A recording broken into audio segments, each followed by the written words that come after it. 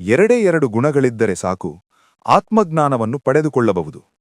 ಆತ್ಮಜ್ಞಾನವನ್ನು ಪಡೆಯಬೇಕೆಂಬ ಆಸಕ್ತಿಯಿರುವ ವ್ಯಕ್ತಿಗೆ ವಿರಕ್ತಿ ವೈರಾಗ್ಯಗಳು ಮತ್ತು ದಯೆ ಕರುಣೆಗಳು ಸಮೃದ್ಧಿಯಾಗಿರಬೇಕು.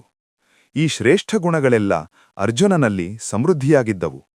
ನಾವು ಆತ್ಮಜ್ಞಾನವನ್ನು ಪಡೆದುಕೊಂಡು ಆಧ್ಯಾತ್ಮಿಕ ಸಾಧನೆಗಳನ್ನು ಮಾಡುತ್ತಾ ಆತ್ಮಸ್ಥಿತಿಯ ಕಡೆಗೆ ಸಾಗಬೇಕೆಂದರೆ ನಮ್ಮಲ್ಲಿ ಮೊಟ್ಟಮೊದಲು ಪ್ರಾಪಂಚಿಕ ವಿಷಯಸುಖಗಳಲ್ಲಿ ವಿರಕ್ತಿ ವೈರಾಗ್ಯಗಳು ಉದಯವಾಗಬೇಕು.